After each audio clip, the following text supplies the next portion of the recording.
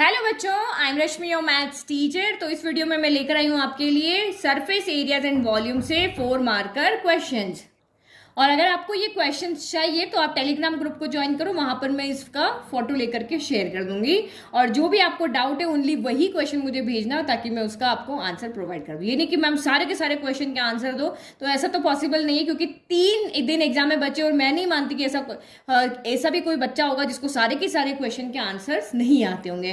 बाकी आप इन क्वेश्चंस को, ये क्वेश्चन की एक लाइन आप वहां पे यूट्यूब पे टाइप करो और बाय मैथ्स टीचर करके सर्च करोगे, तब भी आपको आंसर्स वहां पे मिल जाएंगे। क्योंकि पूरे लास्ट 5 ईयर्स के sample paper, question paper, important questions, 1 short video, NCERT exemplar, NCERT book हो गया, या फिर आपका यहाँ पे आरडी शर्मा हो गया, सब कुछ मैंने क्वेश्चन को सॉल्व किया है। और एक एक क्वेश्चन, एक वीडियो में एक एक क्वेश्चन है, तो आपको इजीली ये क्वेश्चन मिल जाएंगे। ठीक है, तो आप क्वेश्चन को यहाँ पे देखते, टोटल 9 क्वेश्चन है, ज्यादा क्वेश्चन इसमें नहीं है। ये आपका यहाँ पर 4 मार्कर क्वेश्चन है, तो बस आप ये 9 क्वेश्चन को कर लोगे तो आप एग्जाम में इजीली क्वेश्चन को अटेंड कर लोगे।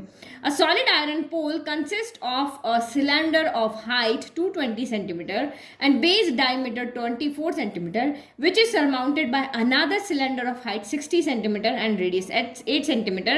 Find the mass of the pole given that 1 centimeter cube of iron has approximately 8 gram mass. Use pi equal to 3.14. Another important thing, जो pi की वैल्यू दी है आपको वही यूज करनी है।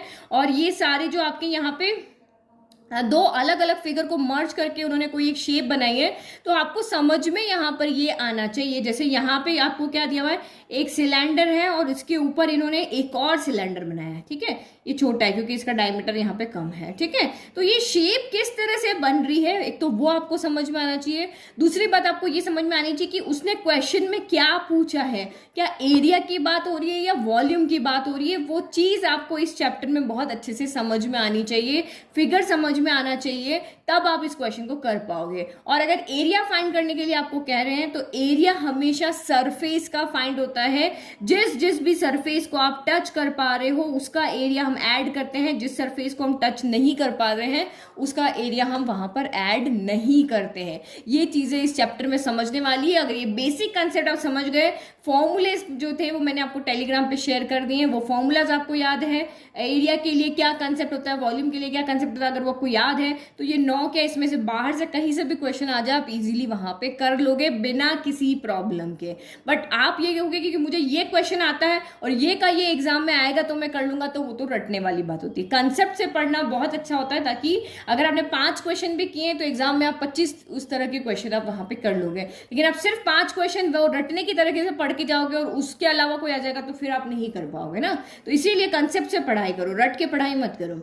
फिर a right cylindrical container of radius 6 centimeter and height 15 centimeter is full of ice cream, which has to be distributed to 10 children in equal cones having hemispherical shape on the top. If the height of the conical portion is 4 times its base radius, find the radius of the ice cream cone. ठीक है, फिर next a well of diameter, ये भी important question है, ये water कनाल वाला भी important. अगर पेपर टफ बनता है ना तो ये 2 क्वेश्चन तो आपको मिलेंगे ही मिलेंगे, ये तो वहां पे मिलेगा ही मिलेगा। ठीक है, तो well of diameter, well मतलब कुआं, 4 meter is dug 14 meter deep. The earth taken out is spread evenly all around the well to form a 40 centimeter high embankment. Find the width of the embankment. ठीक है, फिर water in a canal 5.4 meter wide and 1.8 meter deep is flowing with a speed of 25 km per hour. How much area can it be irrigate in 40 minutes if 10 centimeter of standing water is required for irrigation? तो ये आपका most important question है, ये आप जरूर करके जाना। अब वुडन आर्टिकल, ये बहुत इजी क्वेश्चन है लेकिन मोस्ट रिपीटेड क्वेश्चन है एग्जाम में।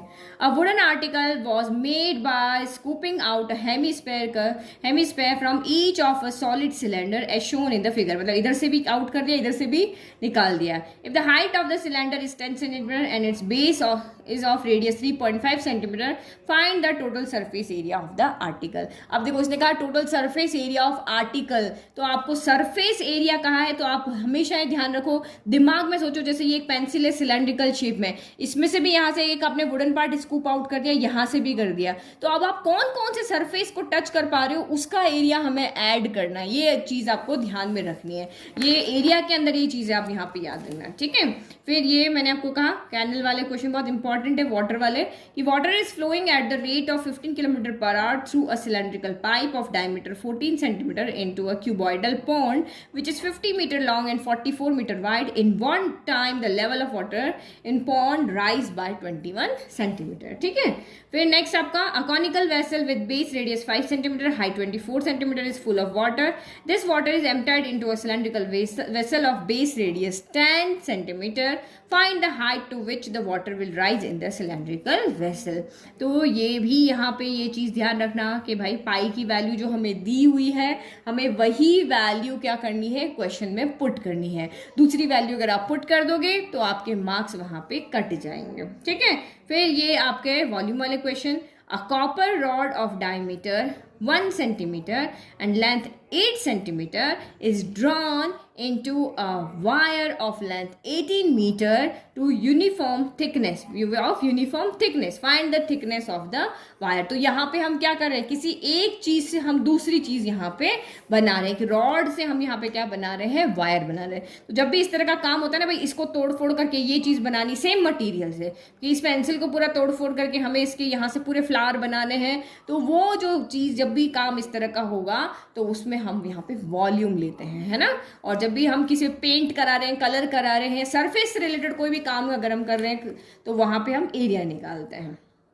नाउ हमारा 9th question, last question, a solid is in the shape of a hemisphere surmounted by a cone. If the radius of hemisphere and base radius of cone is 7 centimeter, height of the cone is 3.5 centimeter, find the volume of the solid. तो ये भी आपका important question है जो must बहुत बार आपका यहाँ पर रिपीट हुआ है। तो ये 9 क्वेश्चन है, अगर ये क्वेश्चन आपने अच्छे से कर लिए, कंसेप्ट क्लियर करके कर लिए, तो एग्जाम में कोई भी क्वेश्चन है आप इजीली वहां पर कर पाओगे।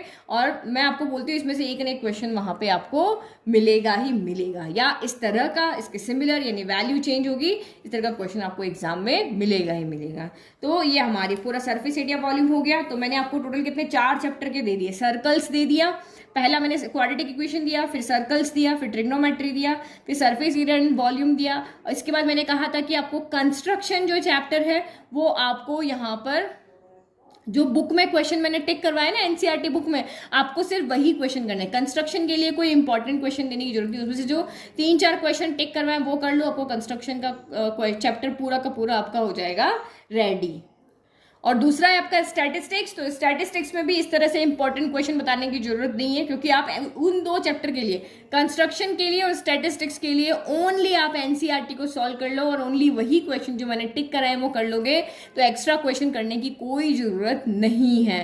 तो अभी मेरी तरफ से आपके पूरे यहाँ पर कितने हो गए, 6 चैप्टर पूरे हो गए, सिर्फ एपी मेरा बच रहा है, वो एपी मेरे को आपको यहाँ पे उसके इंपॉर्टेंट क्वेश्चंस बताने हैं। एनसीईआरटी बुक में तो मैंने आपको टिक करवा दिए, अब सिर्फ आपके जो पास्ट ईयर क्वेश्चन है उसमें से इंपॉर्टेंट क्वेश्चन निकाल करके और आपको बताने, उसके बाद मेरा सारा काम हो गया खत्म। आप इनको प्रैक्टिस करो, कुछ नहीं आता है समझ में तो आप मुझे टेलीग्राम पे बता दो कि भाई ये क्वेश्चन नहीं आता, इसका आंसर मुझे प्रोवाइड करवा दो, तो मैं आपको वहां पे दे दूंगी। Thank you and all the best for your exam.